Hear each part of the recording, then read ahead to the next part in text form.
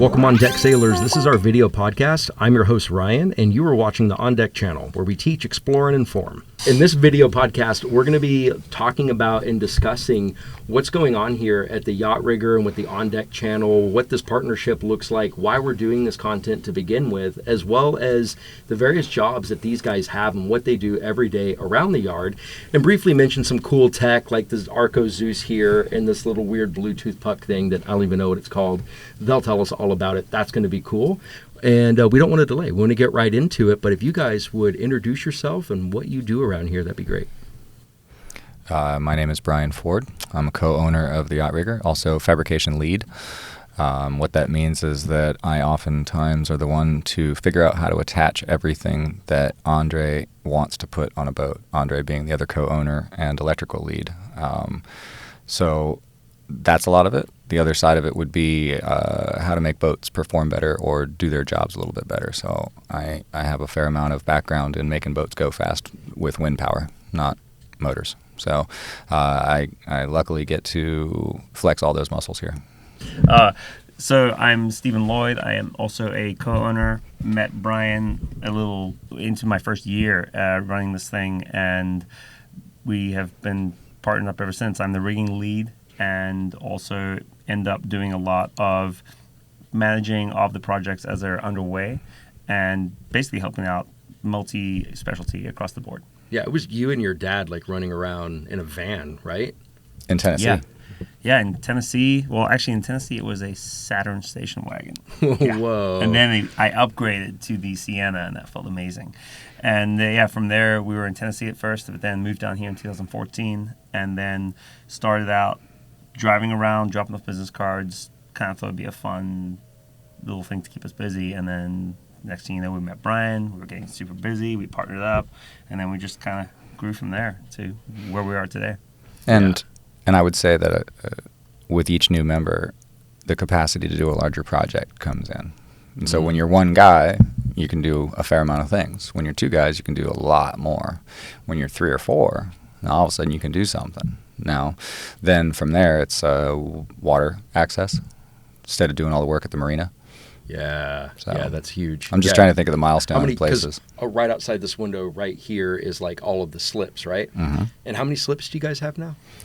There's 10 of them. So 10 monohulls or a combination of catamarans and monohulls. So 4 of the slips can hold up to a 28-foot beam catamaran, and then 2 of them are dedicated for monos. But we can put 2 monos in the catamaran slip. So effectively, it's a loose number, but roughly 10. Wow, that's awesome. So instead of running around all over the place, you can just do it now. What percentage do you think that you get to do here in the yard now? Now, 95. 90 to 95 can happen here at the yard now. Yeah. Wow, Before, our big expansion was when Brian and I officially teamed up with my dad. We bought a second minivan, and then we were really rolling. It was amazing. Mm-hmm. We Tooled up in both vans. We could each Nice. one person could go pick up the parts before we brought it out, and the other person could meet us there with the tools and stuff. we felt amazingly efficient. Mm-hmm. But then the opportunity to move into the yard here happened, and anyone who's been watching the YouTube channel will see the shipping containers that we used. And so we brought 3 of them in, rented some space, and from there started growing, hired some employees, bought a rigging production area and moved that, or rigging production business, and brought that into the yard as well. And then from there, about a year later was when we did the fab shop. I feel like it was about a year apart. It was about a year later. I remember the fab shop was the year COVID happened, and we were just going, what have we done? Mm-hmm. Because the state was getting ready to shut down, and we just bought a fabrication shop and all this equipment, and we were building it out, spent all this money, and they told us that they were just going to shut the state down. And they did shut the state down. Yeah, for they like actually did it. 6 weeks. Well, what was very interesting about that was they shut the state down, but everybody said, well, then I guess I'm going on my boat. Yeah, and so right. we were after the first month. After the first month. The first month was crickets. Yeah, and it was terrifying. The It thought to the ultimate entire social world. distancing device was boats. Yes. It was like, oh, wait a second. Yeah, well, it turned into that, but that first month to 6 weeks was pretty scary. Yeah, and I'll never forget the feeling of, because I live half hour, 45 minutes north of here, and we were like, well, we can social distance and work on boats by ourselves. So like he could be on one boat, I'll be on another. There's no people on it, so we can still do our work. And I was driving in, and I drove the entire 40 minutes in about 25 minutes and didn't see another car. Whoa. And I thought, Wow, Wow, that's like a apocalyptic. zombie Yeah, totally. apocalypse. I was like, it really made me think, like, am I the dumb one? Right? You know. Wait a minute. Well, am I doing the thing Like- nobody else is doing? I remember figuring out that we could funny. work because we were all far serviced apart. The Coast Guard. We were considered essential. And so because we worked on Coast Guard boats, we were considered essential. Wow. So we like Brian said, we were just kind of careful about it because in the early days, we We didn't know. Yeah. post-apocalyptic. Here we go down that rabbit hole if we're not That's sweet. careful. But Well, yeah. I knew that I loved your dad when I first met him because he was telling me about all about his flamethrower. And I just thought that was like the coolest thing. So, I knew immediately like, oh, this is someone unique. And then since then, he's just had all these great stories. I look forward to him being on the podcast. That's going to be awesome. Yeah. Oh, he's a character for sure. Also have to introduce someone who's not here yet, but is going to be at some point, either in this episode or hopefully the next episode. But that's the other co-owner that they've alluded to, and that is Andre. I still don't know his French last name. How do you say it? Cormier. Cormier. Yes. And he runs the electrical side of things and is an electrical genius. I mean, his like understanding of AC is just, all these like regulatory bodies and battery commission people. And I mean, all these people are calling him, asking him for his expert advice. He sits on panels.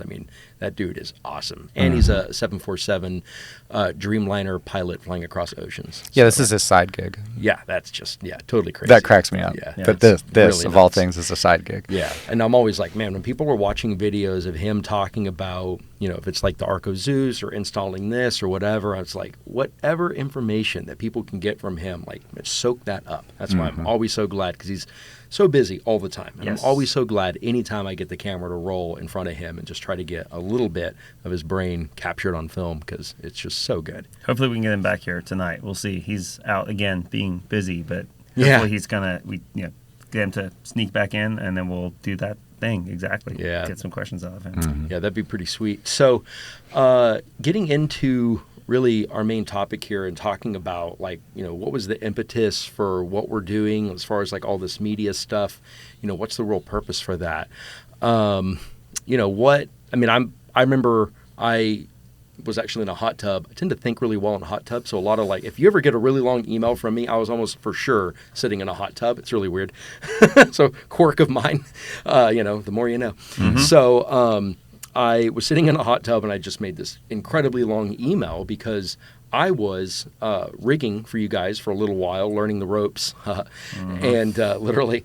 And in doing that, we talked about maybe doing some video at some point. I have a background in that. That got me all super excited. I made this really long email so I could It was go in our on. first interview. Yeah, we did. We That's touched true. on it. Yeah, when we you did. first met me, and we Yeah. knew nothing about him. I remember going to Brian and being like, "Yeah, this guy's into film and stuff." And I remember bringing it up how I'd love to do a podcast just because it's educational. And you were like, "I could do that." And Yeah. you dove headfirst into training for what was it, a year? Yeah. And Right at about a year. It learned was a heck awesome. of a lot about what we do. But then that was always in the background. Us going, "Hey, we should do that podcast. thing. Yeah. we should work on being able to educate the cruising community about what we do and what's possible." Yeah. It does seem that at boat shows or any places where we gather, the clients and people who have the sailboats will be 4 and 5 deep trying to ask questions, and it sure can get a bigger audience if we record it and put it out on a podcast or a video or something like that. So Yeah. that was really where it made sense to me, was I started recognizing how many people were coming to us and asking us questions about how or why the boat works the way it does, or why does it do it like this in certain situations. And one of the things I like about sailing is the fact that it's a lifelong sport. You can be an expert in it and still learn something the next day. Totally. You're never going to know it all, and there will always be room for something else to come in, which keeps me entertained. Yeah, that's Keeps me sweet. going. Yeah, so because I had got the job here so that I would be more equipped for future sailing endeavors with my family and all that kind of stuff, I'm like, man, I've got to know more. I don't have a background in this stuff at all, which when you don't have a background in something that you're trying to become employed in is, difficult. You guys know. Yes. So, and Yes. when we got all excited talking about a podcast in the first interview, I remember you being like, I could just tell that you needed something to, go tell your business partner. And you're like, have you used like a drill? Like something? Yeah. I'm like, oh, sure. Sort of. I have a floating shelf I installed one time. Right. Don't ask if it's still there. Right. It only despite floated the for so long. lack of experience, you did learn quickly for sure. You have an it impressive came clear aptitude. quickly that you were driven to learn. So that was awesome. Yeah. As far as I was concerned, I went home and I told my wife that we hired a professional learner. Oh, that's sweet. Because you dove in headfirst and took notes and studied the notes in the evening and came back with pointed questions in the morning about, okay, yesterday we did this, but I wanted to know why we did that and what is this about. And the level of questions that I got from you was, all right, he's a keeper. Yeah, that's sweet. No one's ever done that. No one before or since. And I still have the notes. I'm like, oh, this is how they seal this. This is where this goes in. This is how you countersink this and why in fiberglass. And this is how this works. And because I was watching cruising channels, and I was devouring that content, all through COVID and before then, as I was planning on doing the boat thing, the whole sail, boat life and all that, cruiser life. And as I would watch these people on these boats, they're just like taking stuff apart and getting into it and doing this, and they kind of give you like a brief overview of what they did. And everybody just seems to have been like, has a background as an engineer or whatever, and I'm like, well, I don't have that, and how am I going to learn this stuff? So I'm learning some things. I'm definitely, with the sailing channels in general, learning enough to be dangerous, and I'm really glad for them being there. But when I started working here, that's why I took those notes so aggressively, because it was filling in all these gaps in knowledge that I had about how to be safe and competent out on the water, to maintain my boat, to make good purchasing decisions, all of this. And then, sure enough, I was actually receiving the answers to all those questions. And then it was only a little time after that where I'm like, wait a minute, this might be useful for other people. And so I was just like, man, yeah, let's package this up and actually make it so that marine experts can help us be better informed and better equipped for our adventures out on the water. Right. And, and you guys have unlimited access to resources and materials and other experts. I wish my resources were unlimited, Ryan. I know, right? Well, way more unlimited versus your average cruiser. Yeah, fair. So, we can go and grab all these kind of cool parts and elucidate. Most cruisers can only talk about their own boat and their experience on that boat and why they bought that part for that boat. And that's great. Again, I'm super thankful for all the cruising channels out there. But being able to hop onto like a Leopard 42 and then go on to like a Lagoon and then go on to like a Morgan 48 or whatever they, we have all this like just wealth of boats that are out there to hop around on and talk about and really delineate and boil down and reduce everything to the most basic elements of the best way and best practices for how we might be better informed consumers and sailors and everything else. And that was my impetus for it. And that's what I'm really excited to get to do. And while we're sitting around doing this, hopefully it's helpful for the larger cruising community, because, selfishly, if nothing else, I'll have stuff that I don't have to take notes. I'll have videos I can use on my phone. Back. Right. That's true. Hopefully there's a couple other people out there it helps. That would be sweet. It's interesting. You saying that and talking about that reminded me of how I got into the marine world in the first place, because I was a custom metal fabricator for years prior to working in the marine industry. So I was in manufacturing and building for many years, and I did sailing as a hobby on the side. And the way I did it was read books, bought cheap boats because I wasn't very financially secure, and went out and sailed with them. And when they would break, I would make new parts because I didn't know where to go to get them and didn't know anybody else that sailed, didn't know anything about it. So I would make new parts. And I did that quite a few times. And then other sailors would be like, well, where'd you get that part? And start asking me if I could make parts for them. And that kind of led to me getting into the marine industry and doing side work and stuff like that to start moving over into that as my full time, because I enjoyed it so much more. It's so much more rewarding working on a sailboat than it is an industrial something. Yeah. There's just in a manufacturing area or location, you don't get the gratitude that you get when you're working on a pleasure boat. So you're working on somebody's dream. And no pun intended, but it's their dream boat. It's the one that they've always wanted to have. It's the one that they always wanted to go do whatever with. And to make a something that makes that more usable or more fun or more rewarding to use keeps them on the boat longer. They come back and they say thank you more than any other job I've ever done, any other work I've ever done. The gratitude just pours in, and that's what keeps me going personally. Yeah, I really enjoy that. I feed off of that. And I would have never guessed I would get text messages randomly from people in Fiji saying thanks, I wouldn't be here without you. But that's the kind of thing that happens, and that's pretty cool. That is way cool. That's pretty cool to just get random text messages throughout my life and existence that say, hey, thanks, man. That's really sweet. Yeah. And you have something to show for your time, like you make these parts, there it is. And so it looked like when you were younger doing that, what's the saying? Necessity is the mother of invention. So you're just like coming up with all these things. You didn't have any other tools or resources or whatever. Like you're like, this is what I got. This is what I need. This is what it needs to do. This is what it needs to do. It broke here. Why? Right. Can I make it not break there? Oh, well, now it breaks somewhere else. Yeah. So work down the chain. You work down the chain until you figure it all out. Yeah. Yep. Yeah. When I first was clued in that you have this amazing mechanical mind and how fast you were, was whenever I had this Tesla, and I would have to go through kind of this song and dance with people to explain to them why I didn't have to use the brake on the car virtually ever, and that I just let off the accelerator. And there's like a certain way I try to elucidate that point and kind of draw it out and make it make sense. It's not a difficult concept, but it takes, it's new information for most people that you don't use a brake in a car, that you 95+% of the time don't have to. And man, I got like 3, 4, 5 words into it, and you're like, oh, because of that, and then this, and then that would stop that, and so that regenerate. Yeah, I was like, oh, okay, yeah, that was it. Yeah, there we go. And then I just saw from then on like everything. Right. Yeah. So when you go to explain something, I found like you just got to like get your brain into high gear and just try to keep pace. Because it's going to come really fast. But it's going to be really good. Like buckle up, because you're about to learn some cool stuff. Well, that's a nice compliment. Teaching moments with Brian. I hope to be able to draw more of that out on this channel, because there are seriously some huge aha moments that I have whenever you're explaining things and how they work. Well, I'm rather verbose, so that should probably be okay. Yeah, it'll come out. Just get the camera rolling. Right.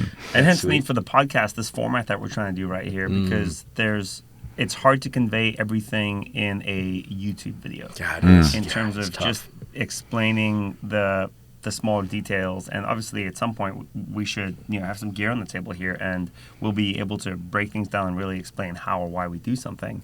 And also it allows people, because man, every project's unique. Like no matter how much you can watch you own a common boat, a Catalina 357 or something, and we explain something on that boat, your Catalina 357 will be different in some way. That means you need some other, so figuring out details. One of the things my favorite example actually is that people don't realize that boats are made at a factory, and a separate company that makes masts is who puts the mast together. Right. And so the factory is not building and making the entire boat. They're building the boat, but the power system comes from somewhere else, from a company that specializes in making masts. And then there's people like us that come into the picture to commission the boat or put it together. And so basically we take the truckload of a boat coming in, we put it in the water, and then we take the mast that comes in on a totally different truck from a totally different place, and then we take that off, put that together, and assemble the two and make them work together.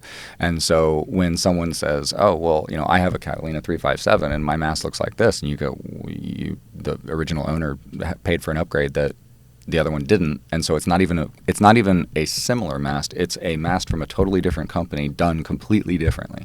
And you're like, oh, so it's not a single spreader rig with, it's this one's a cutter. It's not a Ford F-150. I mean, that's the right. thing. Like you buy a car, they're all virtually the same. The parts all and it's a factory product line that is being put together in one place. So you have one source to call, and they might be sourcing their parts from other places and assembling too, but it's still the factory. When it leaves the factory, it's a car that's put together. Right. When boats leave a factory, they Ford's are not not getting together. Someone else making their engine entirely and putting it in. Correct. Yeah, Correct. It's a lot of different components. And they might with their diesels, they might do the Cummins diesel or the whatever, and there's other power strokes and things like that. And those, and obviously I don't know trucks because I just said Cummins and I think that's Dodge. So right. I don't remember, but something like that. But whatever the case may be, those engines get shipped to the Ford dealership and they install it in the truck. You're still buying it from Ford. Right. And you can still look up that model year and look at it. And know across the board that they're all going to be like that. With this package, you got that. And it's just not like that almost with boats. Never the case on the boat. It's just... And often boat companies, they're hard to start up. So you start up a boat company, you think you're going to build them, and you put out to say, well, I'm going to do 12 in the first year, and then you realize you can only build 3 in the first year. And then you build 4 the next year, and you think you're doing well, and then the build quality or whatever starts getting a bad reputation, and the sales decline, and the company goes out of business, and there were 12 boats total made.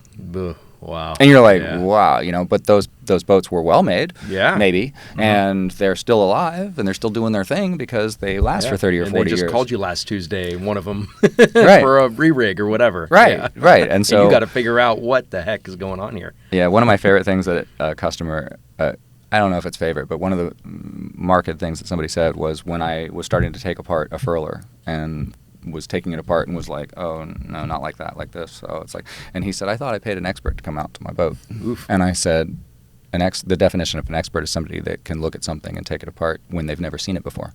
Ooh, and I was like, nice. so I don't claim to be the expert and know how every single piece of everything goes together, but I'm confident that I'll be able to figure it out and fix it and put it back together. And that's the definition of an expert. I don't have a bank of knowledge that knows everything. Yeah, but, right. But I can figure it out. Every furler of every model over the last well, you know what years right, yeah. right. But you know what a furler is trying to do, and you know there's a few different ways to skin that cat. Yeah. But you're still transferring load to a circular motion, so I can figure that out. You know, and so that is also what keeps me going. So the gratitude and the new puzzle every day. Yeah. When somebody asks me what I do for a living and they have no idea about boats or marine industry at all, I just tell them I put puzzles together all day long, and they don't give me the box to look at. Yeah. So that's right. it's just a puzzle with no box. No instructions. No instructions and no box to look at, but, you know, go put it together. And that's fun for some people. Yeah. It's frustrating for others. It's fun. Yeah, it's got to be the right person. Oh, totally. For the job. And I couldn't live in an office either. I tried that for a little while. Yeah. It doesn't work for me. It's good. You find your place where you want to be, and man, and then just thrive there. You guys are definitely in your element, so it's always fun watching y'all at work. That's for sure. What do you think about you're doing the rigging, fabrication?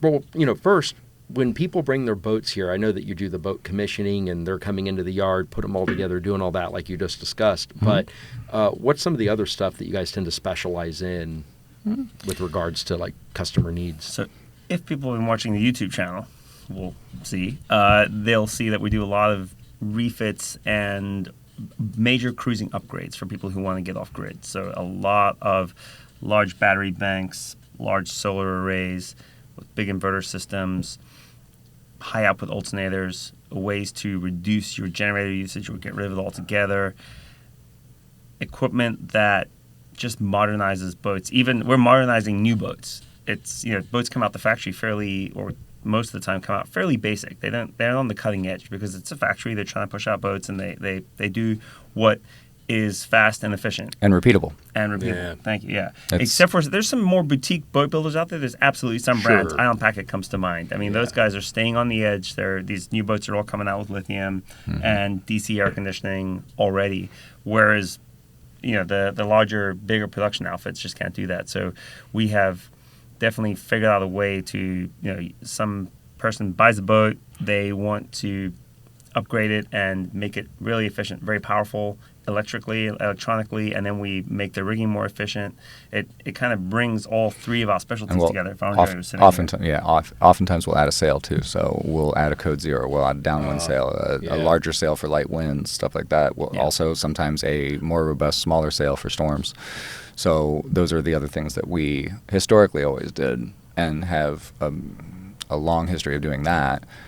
Then we started moving into the more modernizing of that too. So we were modernizing the boats on the sail power first, and then we went to electric generation basically. So hydro. And it was an interesting transition, right? Because we went from Brian and I always have enjoyed diversification, and so we started out and we were just doing rigging. We were just replacing standing rigging, running rigging, hence and the yacht doing rigger, some work up. right? So the yacht riggers. All we did was rigging. Yeah. And then Brian and I were walking on the dock one day, and the way I met Brian was he was working in the metal shop, and I needed a masthead cut off and rewelded, and he was the guy for that. And so I knew he had a background in metal work, but we're walking down the dock one day after a job, and some guy goes, "Hey, can you guys riggers?" And we were like, "Yeah." He goes, "But do you guys ever install arches?" And we were like, I have installed arches. I have, yeah. But we don't typically do that. He's like, "Well, I got this arch, and it's called a tower in the box. It's Atlantic Towers, this awesome company, and it's an arch that you put together on site." Actually, we have a YouTube video about that. We have a whole install. Basically, it's an adjustable modular. Yeah, link in the description below. Yeah, and we'll a card put the above if description you're down watching there. on desktop.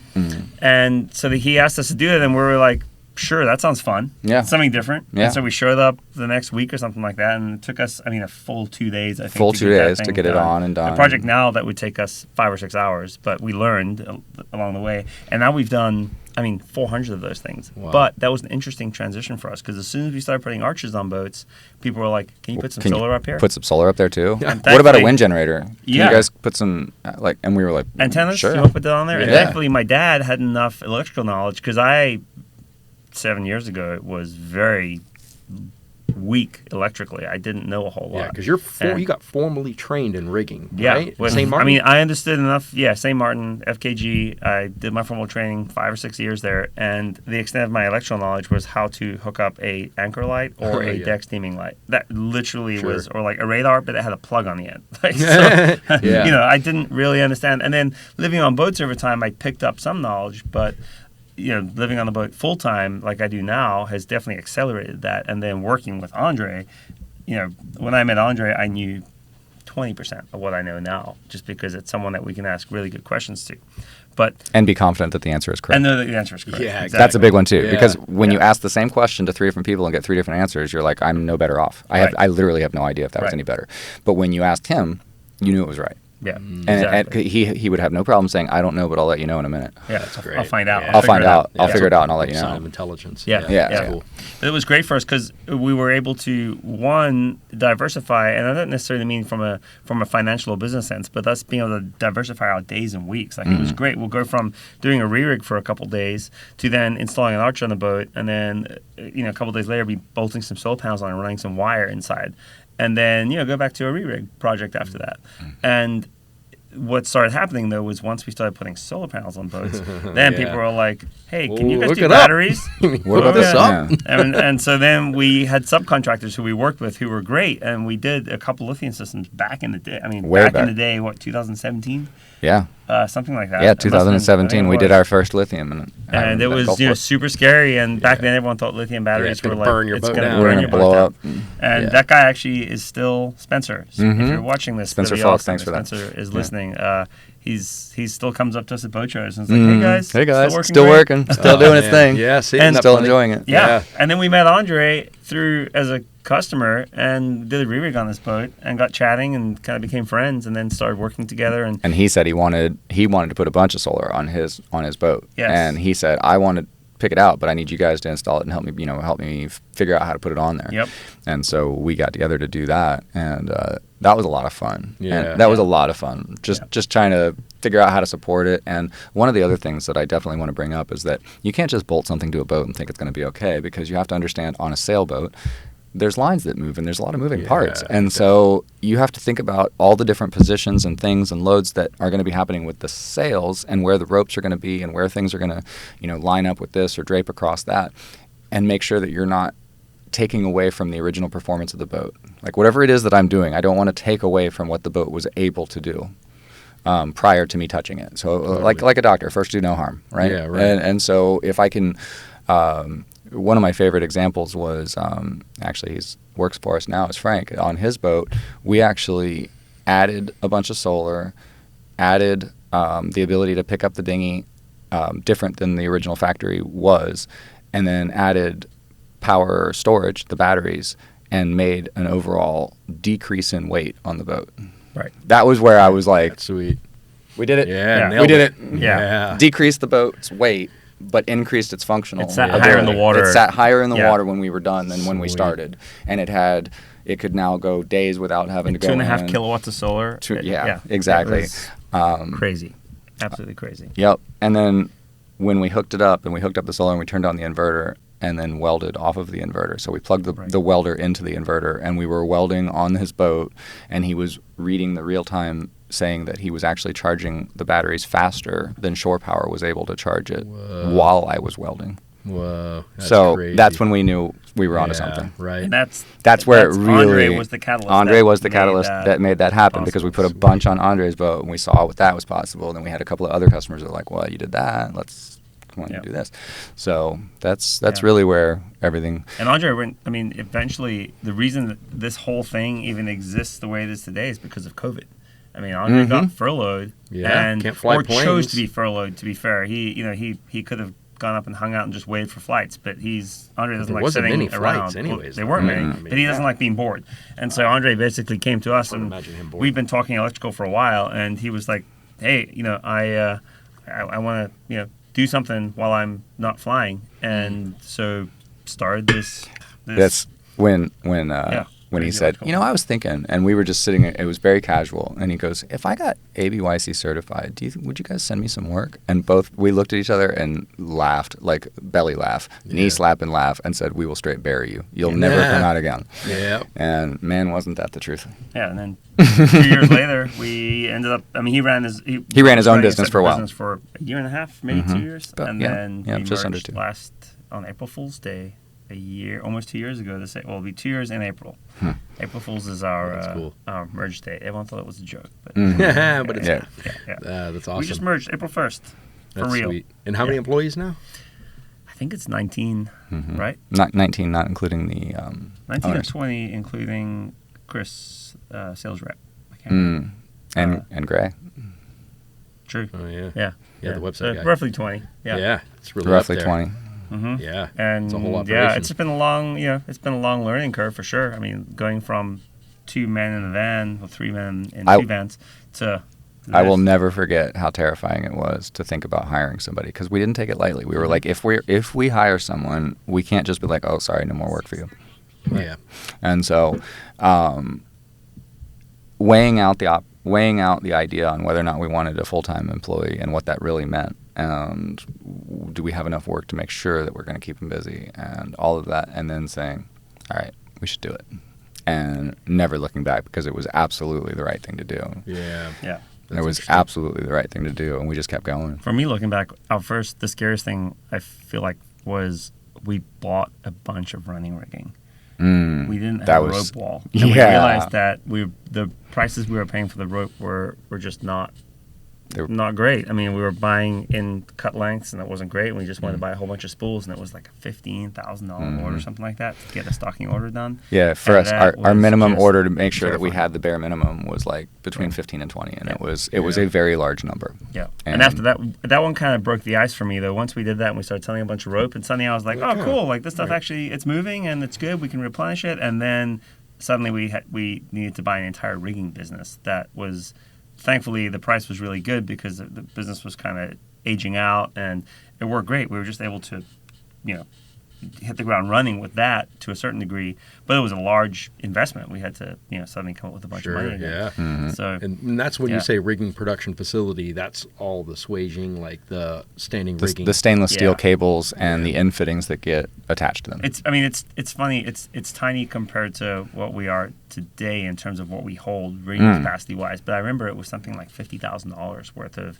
It was a swage machine and a whole bunch of components, more inventory than we'd ever had. Because up until that stage, we bought as we needed. We're like, hey, we have a job coming up. We'll buy the parts for that job. Right. We'll install it. We'd never actually bought inventory. But the second we did, it suddenly was like, oh, cool. It's so much easier. We have everything on hand. We make more money selling it, and we can do it faster. So it was, but we had to figure out a way to buy it. That was the the challenge. Exactly. Getting business loans is not easy. Yeah. Right around that same time was when we started quoting Field of Dreams and saying, "If you build it, they will come." Right. That was when we started saying that to each other when we would walk by each other. Startup business. We it's like really would. It was like, slogan, man, we just have. cry. If we build it, they'll show up. Yeah. And we would say it, and the other one would say, "Sure hope so." That's Sure sweet. hope so. So what do you think is the state of the industry right now? Like, what are you seeing on when people are bringing in their boats and they're not trying to fix a bunch of things maybe on an older boat, because that's always its own thing, but when people are bringing in, whether it's newer boats or older, but they're wanting to just kit it out. Do you guys know what Car Toys is? Have you ever heard of that? So it's a chain of stereo audio shops that were all over Texas and maybe some other states, and that was my favorite place to go growing up, was to go to Car Toys, because that's where all the toys are. So you can get your backup cameras way before that ever existed, built in from manufacturers and that, and your boom boom, the stereos, the amps, custom fiberglass pods, enclosures, neon Lights. stuff, light things. built-in radar deflectors that run like along your chassis and build into your dash, all kinds of crazy stuff, proximity sensors. So I loved all that. I thought it was fun. But I think of you guys as like the car toys of the sailing world, because people can come in and they can get like these really cool toys and all this different stuff. And you can look at what their needs are, come up with an action plan, and create this really cool bespoke stuff. Especially if you guys go and check out the Leopard 50 series.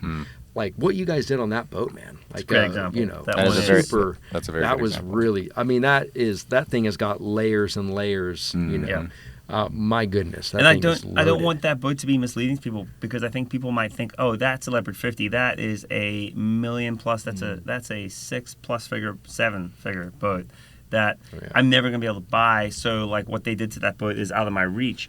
But we do and have Scalable. done similar stuff on much smaller boats. We've done it on Beneteau, or it was a Jeannot 365, I think we did a few months ago. But We've done an It's- Island Packet 27. Island Packet 27. 27. Yep. And we But all that tried the best we could to Yeah. make that as much scalable as an is option. the right word. Yeah, It's exactly. absolutely It's like scalable. they had less systems to run, therefore needed less batteries, and so it could fit in Yeah. a smaller boat. It's Right, less air okay. conditioning needs. But yeah, I mean, the state of the industry, and anyone watching this, if you've watched, any or done any small amount of research, lithium batteries, for sure. Battery technology.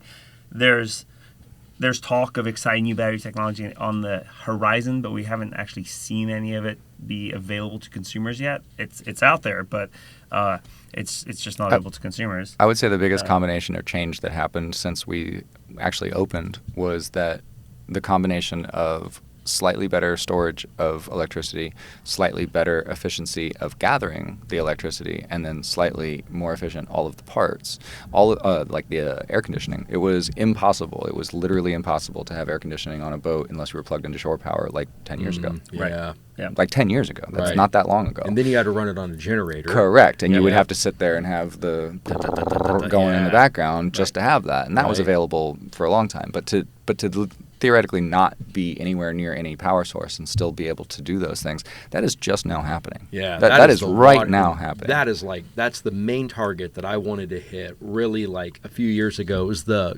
Gone with the Wind's Awesome Sailing channel on Yep. there at the time, at least on a Leopard 43, the Mm-hmm. boat you live on, actually, Yeah, right? right. Same year too, isn't it? 2009 or something. Oh, different. 2006. Oh, okay. Mine's more mature. Ah, there you go. Yeah, more refined. And those guys ended up putting like a soft start system on it, got their lithium batteries, got their AC running. And as someone who runs so hot as I do, I'm like, oh man, if there's a way to be able to like run your boat AC off grid like that, straight from your bank, like man, that's Well, now- the way. now What's they're- funny is that system that they had put on that boat may have been somewhat cutting edge for the time. I say somewhat. It was reasonably cutting edge, but it is a dinosaur compared to like what we're doing now. Wow. Just because the tech is moving so fast. I Yeah. mean, even 3-4 years ago, the battery bank that's in my boat is 1,200 amp hours, and it's 3-ish years old, and we could literally add another 50% in the same space Whoa. right now. than Take those out, back put then. different ones in, and Yeah, have I almost And 50% had- in. Yeah, 1,800 amp hours. Like, and I'm very tempted to do it. Yeah, I because bet. Yeah, but I would say the latest, the last 2 or 3 years, Mm-hmm. people laughed and thought we were crazy when we put 6 solar panels on the back of a Leopard 40. Yes, Nate they and thought we Linda were Kindig. crazy. Shout out to those And guys. They're yes, awesome. Very yes, cool. early adopters were They're- were what helped us get where we are. Because and everyone had up to that stage, it was just the cookie cutter 4 365 watt panels in the back of a boat. With some and- flexi ones. Or some flexi ones, please no. But man, No flexi. But they were like, "Hey, we want to max this out, and we know we can. We're not worried about the weight." I remember saying to Nate on the back of the boat, and Nate saying it to us because we were like, "Are you concerned about weight at all?" And he goes, "Hey, do you think I care when one of my friends is here and he comes and stands on the sugar scoop and say he weighs 220 pounds? He goes, the amount of pounds we're putting back here is less than a person standing on the back of my boat." And we did it, and it was and we great. thought about it, we were like, he's right. Yeah. Yeah, it's interesting. So If you we can did walk over this- here and yeah. 3 of us can stand on this transom and it doesn't affect the way the boat's floating. Yeah, You're like, yeah. well then. Now, obviously, it's all cumulative and Oh, creeps up. very but he much also so. said, "Hey, I'm going to pull off like 200 pounds in lead acid batteries," and so Oh, there you the go, offset's yeah. there. But so circling back to like the heart of the question of like where is the industry Yeah, today? yeah, right. Is it everyone can do lithium at this point? Put some lithium batteries in your boat. A lot of people are doing it. A lot of people do it pretty well. We now know what the time is. My watch. I keep It's leaning not on time it. now. Oh, No, I it's, just keep leaning on it. ADD. So we know what the time is. That's good. So lithium batteries are fairly commonplace, and putting some solar in your boat is fairly commonplace. And even DC air conditioning is becoming a little more mainstream, like low draw, low energy air conditioning.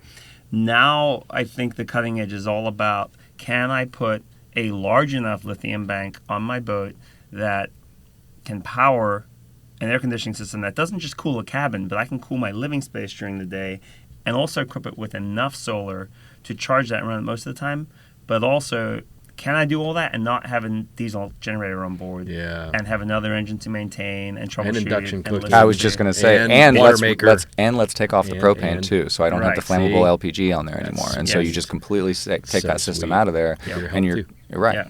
Right. And being able to do all that and then also have backups like this thing right here. I mean, the Zeus and high output alternators, having that kind of technology on board means you literally can have all those creature comforts. It can be that Leopard 50 is a really good example, and it is a slightly unfair example because it's such a big platform. You have 4 kilowatts of solar on that Yeah, it's boat. crazy. And you can't really even, from the dock, you barely see it.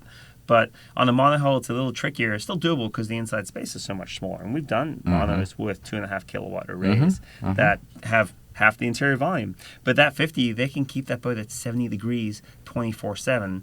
And only if it's cloudy, need to fire up the engines for 45 minutes maybe to boost the bank back up. And he said engine, not generator. Yeah. Right. Yeah. So exactly. generator was Exactly. not on They the don't boat. have a They don't generator. have a generator on the Yeah. boat. Yeah. So the state of the industry really is in the technology that allows you to charge your batteries faster than we ever have before. So, typically a boat is limited to a inverter charger or maybe 2. And so a kind of tricked out one with 2 inverter chargers can charge at 240 amps into the battery bank. And the lithium batteries can take that kind of power. It's no problem. Yeah. I mean, Tesla's charge at like 250,000 watts. Right. So it's the Exactly. throughput's there. I mean, Yes. It's incredible. But- And that's how I think of this thing. It's like a little mini supercharger, Tesla supercharger on your boat. Right. Yeah, there's this. Yeah, exactly. I mean, and it's so much more incredible. powerful because, we were limited before. When you're plugged into shore power with a 50 amp cord, you can still only charge your batteries if you have 2 inverter chargers at 240 amps. But now, the one alternator I have on my engine puts out the equivalent of 300 amps consistently. That's so much. It's And- nuts. So when 2 of them are running, I have 600 amps going into my battery. And when I heard 600 amps, my welding background kicked in, and I went, 600 amps? Like I've welded inch thick steel with that kind of electricity. Yeah. Like I've melted I-beams, Yeah. not with jet fuel. Jeez. And I'm on the lower end of the spectrum too, in terms of charge capacity, the Leopard 50, because my system's 24 volt. As you up the voltage with the battery bank, the charging capacities get more powerful. And so the Leopard 50 has 130 amp, 55 volt. So 130 times 4, 520 amps per engine. Wow. That's at 12 volts. So they're charging at 130 amps, 48 volt, 55 volt, which is for a 48 volt system. 'cause But that it's the too- equivalent if you have a 12 volt system. That's what a lot of people are used to speaking in, is 4 times that. So 520 amp from one engine. It's Yeah, It's just so bonkers. much It's is just crazy. available there. That's Yeah. really cool. So And- higher voltage battery banks, crazy amounts of solar, crazy fast charging, amazingly efficient air conditioning. That is another sea change Yes. that's happened in the last 2 years. three 3 years. Yeah. That the fact The that efficiency of the AC they're pulling system. 750 watts on that Leopard 50 to cool the boat down to 70 degrees. It's your average, for reference, if someone doesn't know what that is, like a Dometic, I don't want to poo-poo Dometic, 120 volt, Dometic's a common name, but just Yeah. a non Any of those specialty though, air conditioning unit, 16 to 1800 watts for 16,000 BTUs. Yeah. And the Leopard 50 is at like 55 or I think it's 60,000 BTUs at pulling 750 watts at times. That's just wild. It's crazy. Yeah, that's wild. I mean, the efficiency is up. And when they do DC like that, bypassing the AC means that they're able to draw straight from the battery bank and bypass the inverter and the inverter efficiency loss from the inverter. Correct. Exactly. Because every time you change from one version to another, you lose a little. I think it's so about entropy. 7 or 8% Yeah. on inverting. It depends on the battery voltage. The higher the voltage you go, the more efficient it is. But it's still a loss, no matter Yeah, what. right. Yeah, just but that much more it's efficient. it's a trade-off because like that system on the Leopard 50 is actually 220 volt. It's high voltage, but it's very efficient because of the high voltage. Andre could probably explain that a lot better. Right. I'd say for sure. Yeah, Not probably. but for some reason, that system runs extremely efficiently at 220 volts. So we are inverting the 48 volts up to 220 or 230. And that brought all his wire diameters down and the weight of all that wiring and everything by going to the higher voltage. Yes. Isn't Island Packet switching to 220 or something? Oh, that they were talking about maybe switching. We've kind of broached the subject with them. Not yet. They might, but it's not. I don't think it's a hard plan at all. Not quite there. But yeah, and then I'm trying to think the state of the industry rigging. It's interesting. Rigging, the state of the industry is still good old stainless steel most of the time. Dyneema didn't kill it like there. it looked like? I mean, It's synthetic rigging is definitely taking a fair amount of the market share. I mean, it's Dyneema, carbon fiber, mhm. aramid fibers are definitely there, but for your mainstream consumer, I mean, we get asked this all the time. Hey, should I convert to Dyneema? And we have, with the Blue Wave product line, amazing rope fittings that are specifically designed to integrate with your existing rigging components. I mean, we're all about it, but our answer is usually, are you going to benefit from switching to Dyneema? And some boats, yes. Some boats very much yes, Yeah. and other boats not really. Is that more like racing boats, or It's not always just racing boats, to be honest with you. Okay. But what I think it boils down to is the sailor that owns the boat. So what type of sailor are you? Are you the kind of guy that, or woman, or whoever, person, wanders around a boat and looking at all the details and comparing them with what you saw an hour ago, a day ago, a week ago? And are you going to do anything about changing it? And if you're the kind of person that likes to not have to think about it, set it and forget it, and it just is there, then it's not the right stuff for you. But if you're a tweaker that likes to look around and change things and do things, and the synthetic means that you can now redo parts of your boat on your own because you've learned how to splice the ends, and you can reuse the fittings, the Blue Wave fittings that he's talking about that would go on the end of the rope to be able to hold it to a mast or hold it to a deck. So if you're the type of person that is into the details and you like that kind of stuff, you know, like we always say, we geek out on it, and if you enjoy that, I had synthetic on my rigging. But on the boat that I had 90% of the rigging was Dyneema or Dux or a version of some type of synthetic, but I left some stainless steel on certain parts because of the fact that I didn't want to have to adjust it or look at it or check it anyway. So there's still, even on my boat, I didn't go 100% synthetic. I went mostly synthetic. Yeah, adopt what you need, and depending on the kind of person you are. The wear and tear of where it is it going to be dragged across, you know, because chafe is the enemy on synthetic, stuff like that. So there's just, there's different reasons to do it. I don't know about... Also, sorry, I was going to say, if I was going to be pushing my boat extremely hard, the beauty, one of the benefits of Dyneema is because of the way we have to upsize it for creep, we have to go to a size line that is so big because we don't want it to creep. I don't say so big. It's not extreme. It's bigger than the stainless. It's bigger than the diameter of the stainless. It's massively stronger than the stainless. And massively lighter. And lighter. So if you're going to be pushing your boat really hard, you're the kind of person like, hey, I'm going to go in the roaring 40s and just wear this boat out, like push it really hard. The added safety factor of Dyneema is pretty awesome. But you also, like Brian just said, you've got to be very cognizant of the fact that you have something that is susceptible to chafe. Yeah. Because if you are unaware of it and something, you design it, if we do Dyneema rigging, we design it so the spreader ends are really fared really well and nothing's set. But if something changes during that time in the middle of the night, something breaks or something like that, and you hear something go bang and you just kind of go, well, hopefully it's okay. That's when you might lose the rig. So it's incredibly good.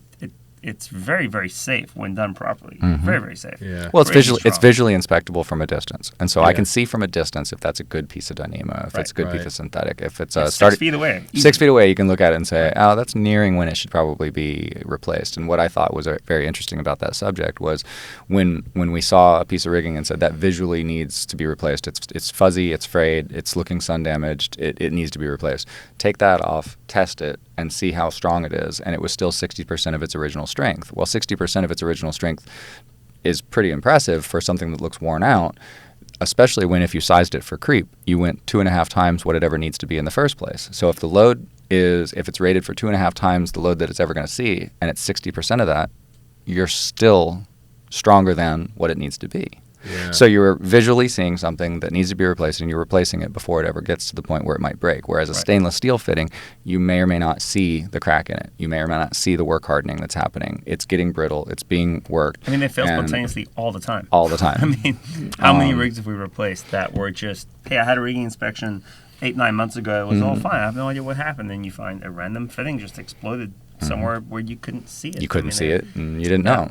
So, and then of course there's carbon. I mean, the guys at Lightspeed are doing really cool stuff. Really, very cool stuff. Just carbon woven and titanium. Rigging. What's titanium the and cost fittings? difference for? It's more expensive. It's definitely more expensive. Yeah, Dyneema. But I mean, like a factor of what? Like 2.5. It's like 2.5. I would say 2 to 2.5 on the first time. And the big but is if you're gonna own the boat for, let's say, 10 or 15 years, it's not a 2-year boat for you. If you own it long enough that you would have replaced the rigging twice. Makes sense. Yeah. Now it's 2.5 though with Dyneema. Really? It's 50% more expensive. Oh, really?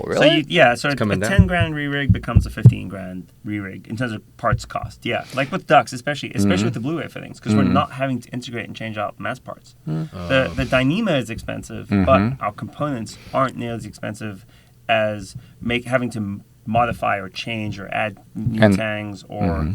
The second part of that equation is if you're going to re-rig it, it's only a quarter of the cost the next time because you already have all the fittings that don't wear out. And so the fittings, the metal parts, the parts that actually attach to the boat and attach to the mast, those get reused, and only the Dyneema gets replaced. That's cool. So that 50% or 100% markup, but then a quarter of that the second time around, now you're saving money. Yeah. It's actually cheaper. How can you reuse those fittings, though, when you can't reuse the stainless fittings from your stainless because you have to rig? replace the Dyneema more frequently. So when you have mechanical fittings on stainless, the stainless is going to last somewhere between 10 and 20 years, depending on your environment, how much you use it, or how much you push it. We don't think you should use stainless beyond 15 years, because that's where statistically we've seen it starts to fail. But now we don't.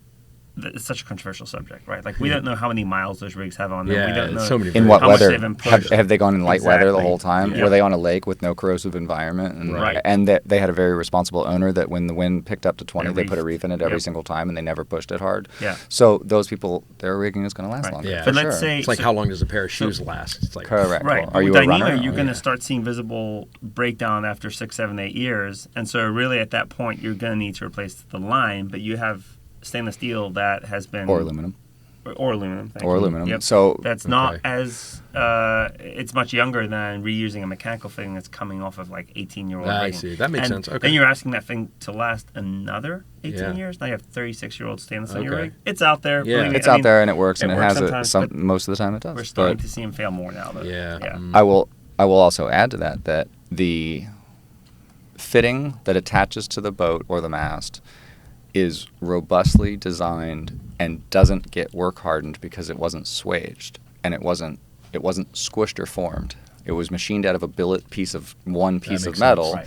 and That it's makes sense. spreading out the load across the whole piece Yeah. as opposed to point loading it right where it holds like metal does. Taking a whole bunch of wire strands and squishing them. them to hold it on. That's there where we like see that. failures. That's where you Right. see the failures is where it's Right. been squished. But or I where can it takes a literally bend. go make a video of that in the rigging facility Right. and show that. You Yeah, know, what those swaging differences is. would Exactly. And swaging is really cost effective because it's using components that are mass produced, and we have a machine that is designed just to produce those. Also and very On the aerodynamic. note of cost, the guy that, or girl, the person that buys a spool of the correct size line or a couple spools of the correct size line learns how to splice really well, sets up a loading system, and you Understands can use a pickup truck pre-stripes, with yep. a tree or whatever, but does all their own rigging. It's cheaper to use Dyneema because they don't have to buy a $20,000 swage machine. Right. And, Yeah, that or helps. pay someone to swage it. Yeah, So sure. in that case, it actually absolutely can be cheaper, but that person also needs to. Well, you better. I'm going to know say that how person to is splice, is man. rare. Yeah. That is- that is not a Especially common- Being in also a know storm and how are you thinking, going to fare your spreader I got tips? that splice right. How are you going to make the spreaders not Yeah, be a right. chafe Yeah. issue and figure that Yeah, all there's out? a few things going on there for sure. Right. You have to it's work not, through. It's not that it's not doable. There are many people that have done Right. it.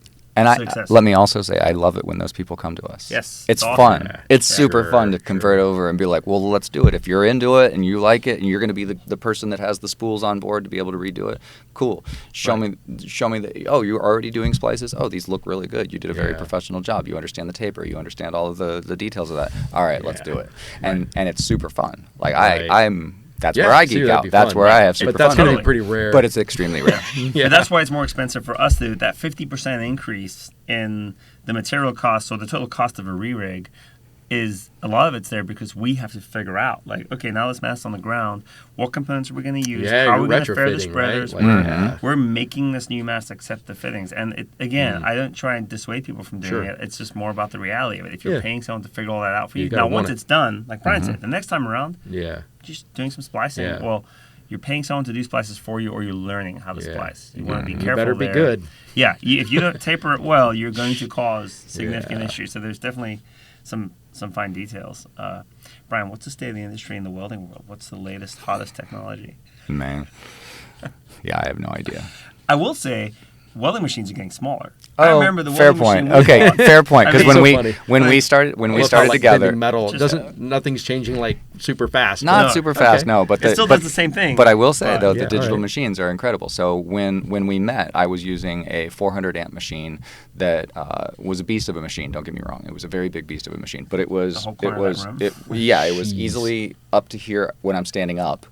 And 3 feet wide, 2 feet deep, and when you turn the knob up and hit the pedal, the lights in the room dim because The lights in the block Yeah, dim, you would just you would hear it draw all this You're like, oh, power. he's welding And it again. was Someone going up their man, elevator yeah. in downtown St. Yes, Pete. exactly. Yeah, And yeah. like quite literally, and I'm not joking on this one, the office people would come back and be like, "What are you doing back here?" It's like That's my funny. computer's flickering, the lights won't work anymore.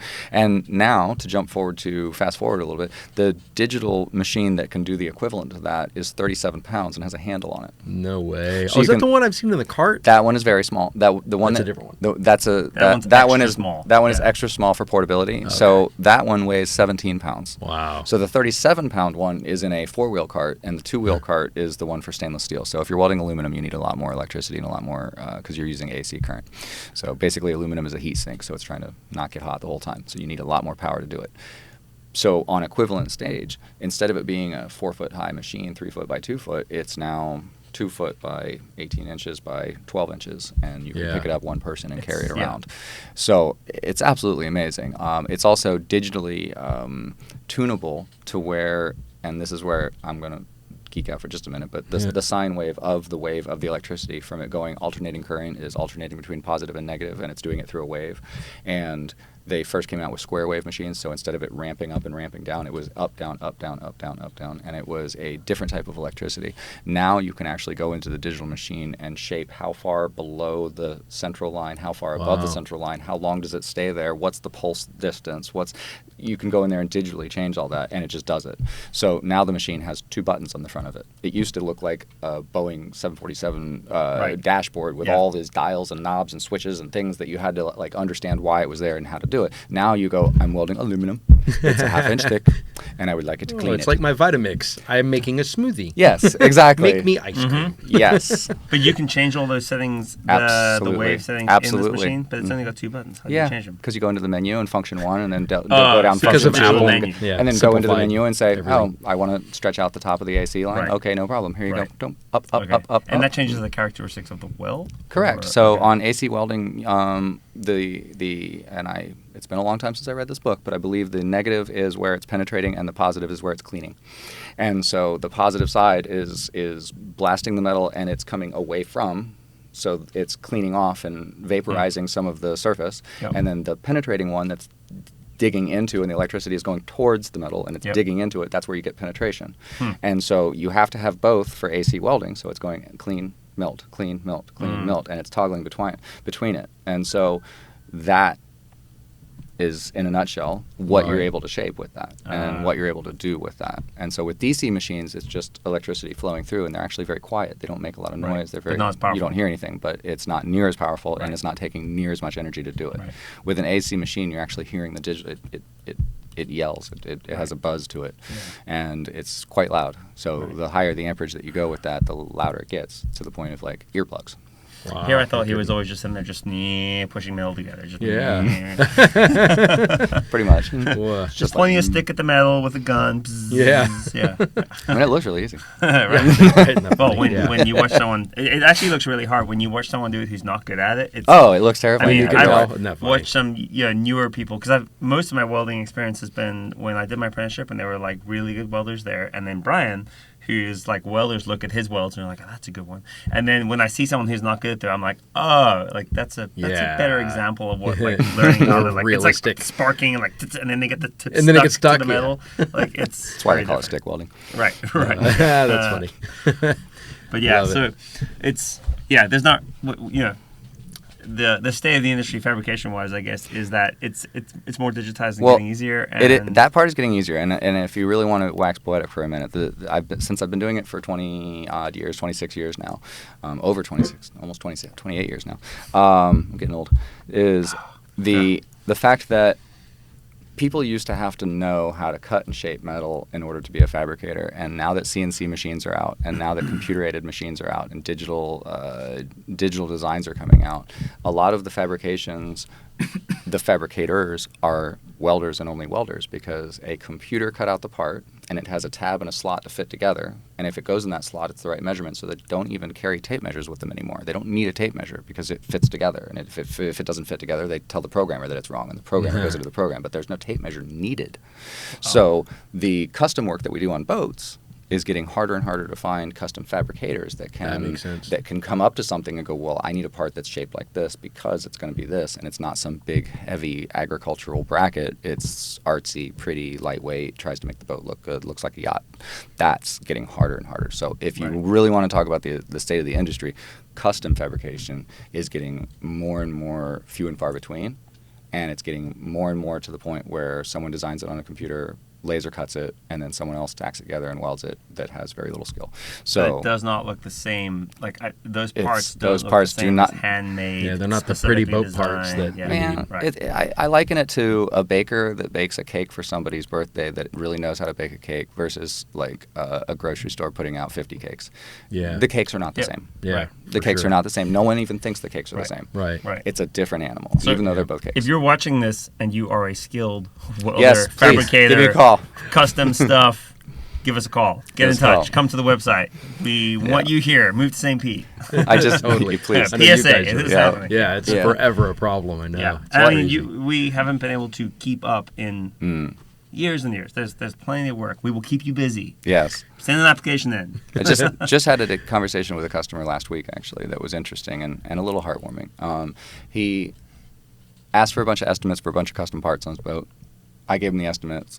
His eyes got real big. His color drained from his face, and he said, I'm going to go look around. I'll see you in a little while.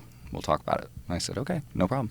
And he went out and he looked around. And then when he came back, he said, can you show me? I said yes to one. He said yes to one estimate, and I did that one part because he literally could not find that anywhere else. Once I made the part, he said, can you show me some pictures on how you put that together? How'd you build that? How'd that work? And I showed him how I built it. And he said, it's kind of what I thought. And I said, okay, so what are your thoughts? And he said, well, I'm recognizing that when I first came to you, I thought welding and fabrication is welding is fabrication. So I can go anywhere, go get whatever, and that you were overpriced because you were a marine guy. And so I was going to go somewhere that was inland a little bit. The stigma exists for a reason. Totally. That's right. Yeah. It's like aeronautics. Marine and aerospace. Yeah, totally. Yep. And so I was like, fair, go look around. That's fine. And not worried about it because, like he just said, we're buried. It's fine. I know, but it's also unburied. I'll just go work on something else. There's plenty of work. So he came back to me and he said, I now recognize that there is as much or more art in what you do as skill. It's not just skill. It's not just doing something. There's also an art form to it, and that's where you pay an artist because they're individual. Right. And he said, and now I know that I'm getting my parts from you. Right. Yeah. And he shook my hand and he said, I now know that you have my better interest in mind. You're trying to make it perform as best as it could, last as long as it could, be as strong as it could, while also being light and pretty. Yeah. And he's like, so that's why I'm gonna be okay with paying more. And it's tough to communicate that really well, right? Because the only way to truly communicate this is to do comparisons. Right. And doing comparisons always feels like bashing, right? Like, cause there's a boat outside there right now that if we took a picture of that solar rack and then compare it to anything that we have ever put on a boat. I mean, it's just something that's clearly built by someone who made it. It's functional. It's functional. That's all it is, though. It's doing its It's job. not light. It's not pretty. it's not going to hold up. It's not going to last forever. It's already it corroding. sticks out. It sticks out like an eyesore because you see it from a distance. Yeah. Whereas the ones that I try to do is like it blends into the lines of the boat, Right. And it just looks like part of the boat. And people And go, the only way we communicate this is by bashing, and we never want to be. I don't ever talk bad about somebody else. Yeah. It's I don't hard wanna do that. to. So it comes down to the individual being able to appreciate it. Yeah. It's kind of like the Porsche Carrera. It hasn't like changed hardly at all since its inception. And a lot of people look at that and think, well, that just doesn't look as cool like a fighter jet, like a Lambo, and that's okay. Then that person can go buy a Lambo. But it takes a certain person to appreciate You want that timeless slow evolution of the Porsche and what they're going for there and what that aesthetic is about. And it'll be the case with a lot of the work that you guys do, and you do it at that higher end level. Not everyone is going to get that. And usually the work that Brian does specifically doesn't get noticed because that's what we want. I want no one to look at it and think, oh, he just added a bunch of metal to that boat. Right. Well, you're right. Yeah. And so it's and not if like I they go, did look that- at that flashy fabrication. Now, people who've been around boats for a long enough time will be able to walk up and go, ooh, that's nice. Yeah. But it's not. Most people just see the whole boat as one thing, and that's really the goal. Because if they do look at it and go, wow, look at that thing. Yeah, That's then not it's what we wrong. want. Yeah, I learned that in sound engineering when I was. They're like, if you're running a PA system, whether it's a church or it's an orchestra, a concert, whatever. If you do your job right, nobody knows you exist. The moment you do it wrong, everybody turns around the opposite way, away from the stage, and looks back at the guy in the booth. Well, what's wrong with that? And guy or girl in the back of the booth, and then you're toast. That's not good. So you don't want to draw attention. Photography is the same. Your edits shouldn't draw attention to them. It should be seamless enough that people can't see it. Oh, look at the amazing blues he put in there. And not so much. And similarly, not only does it have to blend in with the boat and do whatever, but I try to build it as strong as possible. I want if the part that I built comes off, I want it to quite literally take a part of the boat with it. Right. Like it's catastrophically failing because of the situation, not because of the part. 100+ mile an hour winds or waves or something. Wasn't meant to do that in the first place, and so that was a Mayday problem. situations. or an accident, a breakage or something like that, and I go, oh wow, that held up well. I go, man, look at that. That's sweet. Well, it's really good we didn't have Andre here. He apparently is not going to be able to make it. That's all right. We'll have him on the next one. But I can't imagine asking him the state of the industry for electronics. That's a 4 episode. It's literally 4 hour and a half. So we definitely filled crazy. this in. Yeah. I had a couple questions that. So the studio here that we use for the On Deck channel is situated right outside the offices over here. I'll do a tour sometime if you guys want to see it. But basically, I overhear like customers walking in asking questions all the time. Eventually, if you guys would help me out and ask your questions here, we're gonna have a phone line you can call into. We'll have we're gonna go to live streaming here as soon as we possibly can. That's gonna be fun. That's gonna really be interesting. Just gonna be hanging out, having some beers. See us tripping over ourselves. Talking for a while and all that. This should have as few edits as possible. So this is our test pilot here to test flight for getting this up and running to live stream, but that'll let you guys interact more. And I really would just ask that anybody who's watching this, you have access here through this channel to talk to like these marine pros who've been doing this for a really long time. So, I just go around making these videos, doing the best I can to leverage all this information that they have. But it's all you guys out there and all the questions that you have that's going to really make this come alive. So please do, for now, just leave comments below in this video about questions that you have, and we're going to have all kinds of cool ways in the future for you guys to be able to interact with these guys over here. That's going to be really cool. Looking forward to that. All that to say, though, that I do have some FAQ stuff, and these are frequently asked questions that I over here asked around here as I'm working in the studio. And well, that first one is and I'm not going to actually pose this to you guys. It's an Andre question, but I thought it was interesting. Why does my state of charge not reflect what I see? That's going to be interesting to hear what Andre says. Another one for Andre. How about this? How, in just like, briefly, how to know if my rig is tuned correctly? Okay. So Depends that's a on the good rig. one. It depends on the rig, exactly. And so there's a lot of variability there. And so in very broad strokes, let's say monohulls. Your average cruising monohull is designed to have a pretty tight rig. The kind of baseline guideline there is 20% of the MBL, the brake load, and there's different ways of figuring that out. But it's tight when you fill the shrouds on a monohull, unless it's a very very I don't even know how to describe a poorly built monohull would not be able to withstand appropriate rig loads. But most monohulls, it needs to be tight.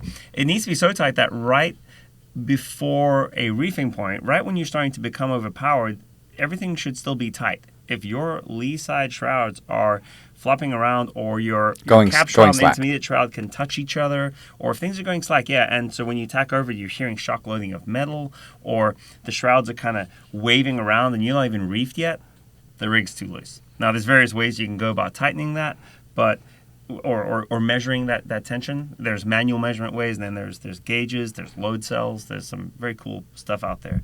Actually, load cells is something we should definitely talk about. Cutting edge of the rigging industry, that needs to happen next. But we'll talk about that another time. But let's just try to remember that one. That's cool stuff. Load cells. Mm-hmm. So digital load cells for your standing rigging. But and that means you know your rig tune at all times, which is amazing. Yeah, we do have a video on that really briefly with the manufacturer from Cyclops Marine. I'll put the link in the show notes. So if you want to know more about that, we'll do another one on that. What a cool little product. Yeah. What an amazing thing. The rig tune thing with multi-hulls is a little different, but still similar, except if you have a rotating mast. Yeah, there you go. Yeah, you got a rotating mast. That's a whole nother ballgame. That's a whole nother ballgame where it needs to be loose enough that the mast can rotate. That's not going to have the characteristics of a cruising cap. But other parts of the rig will be so tight that they're guitar string tight. So the diamonds, But on a cruising catamaran, if you're sailing around and your leeward shroud is also, if you can take that shroud and make it do circles that are on a 12-inch diameter or even 6-inch diameter on the leeward side. It's too loose, or you're over canvas. You might be sailing the boat so hard that you're flexing it. That you're actually bending the boat. And so that's the other thing is that the boat on a catamaran, something that's 23 feet wide or 24, 5, 6 feet wide, you can actually bend the middle of it. Right. And so you're pushing down with the mast as you're tightening up. Yeah, Lagoon knows about that. I'm in the market. I'm just saying, look, they messed up, man. I heard they know how to fix it, though. Mm-hmm. Yeah. There's a brace kit you can have. Yep. But yes, but yeah, it's a thing. The rig tune, how tight should I reef? We get asked this all the time. Tight enough that the leeward shroud doesn't go slack, but not so tight that you can't open the doors in the companionways anymore. Yes. That's and if it's going slack because you're sailing with full sail in 25 knots of breeze and the boat is just romping and slamming through waves, you're abusing the boat. You're either racing really hard, cool, whatever, you might break the rig, or you're just abusing the boat. Yeah, it's overloaded. Yeah. Everything's flexing bulkheads in the hull. So, in general, the rule of thumb is up to reefing point, you should not have any slack going on. And in the catamaran, it's going to be slightly slacker because, like Brian just said, there's going to be more flex. But I didn't. I went to did some school for learning how to sail, and I didn't ever hear that part. That's cool. Yeah, I didn't know that little metric. That's pretty sweet. Yeah. Okay, helpful. And this one's for you, Brian. Why are these little custom parts so expensive? We touched on this a little bit. Like, so what is going on here? We'll start with when someone can hold a part in their hand and it's a hand-sized part, and they go, this is hundreds of dollars. Why? Why is it so expensive? And they're comparing it to the other little metal parts that they've held in their hand in a store, and those were made in a factory that were stamped out, mass-produced, and the efficiencies were gained, and the economies of scale take over, and so they can lower the cost per part. But when you're making a single part, you have to first buy a piece of metal that might be $50 to buy in the first place, and that's before you've ever done anything with it. And then you go over to your $20,000 mill and change the shape of it, and then go to your $5,000 bender and change the shape of it again. Before that, though, you think about it for possibly fair 30 point minutes to an hour. Fair point. Or longer. I'm skipping over the knowledge part. Yes. Was just literally one guy thought about it one time and it was great. And or maybe he thought about it for days and days and days. Right. But he's making 4,000 of them. Yes. So that days and days and days means that it was 30 seconds per part or 5 seconds per part. I spend hours and hours and hours. Figuring out whether or not it works. So yes, the time of me thinking about it is in there too. But I was going to start with just the fact that even if I have the knowledge, if I didn't have the shop, I'm useless. So I really can't do much without the tooling. And the tooling is very expensive for metalwork. And so first you have to figure out the space, the tooling, and all that. Then you come in with the time. It still takes time. You can't shape metal very quickly. I mean, there's ways to do it, but not one-offs. One-offs take time. You have to measure, cut, shape, then polish, then shine up. Make it not sharp. Make it not pretty. sharp. Make it all of those Polishing thing things. is really interesting. And You polishing taught me- things taught take. me through that, Most people think you just make it shiny, and it's like, well, yeah. The you- rag. Yeah, exactly. And Yeah. you know, Dip if it you in start out with something. 80, then go to 120, then 220, then 320, then 4, all At the way up different until angles, you're at every surface. every You're gonna single need one side at orifice. a time. Yep. Yeah. And so when you go, well, this part took me 16 hours to make, and I used $100,000 worth of equipment in my shop, and the raw materials were $50. I can't sell it to you for $100. Yeah. I just can't do it. Get that, yeah. And It's so- like people are like, oh, I only want you to make a 2-minute video for my company. Like, Right, you're like, sure, okay, yeah, I cool. don't have. Yeah, you just get out the all camera these cameras for are 5 free and minutes. editing's Totally. easy. It's no big deal. Didn't take a Yeah. lifetime of knowledge. No. Yep. Yeah. So that's a long answer of why. Yeah. I try to make it as affordable as possible, course. and sometimes I look at it and I go, that's not going to be an affordable part to make. I go, Yeah. that's cost preventative is what we call that. So that is Right. I want a solution that does this, and you go, oh, I have a solution that can do that, but you're not going to spend $100,000 to do it.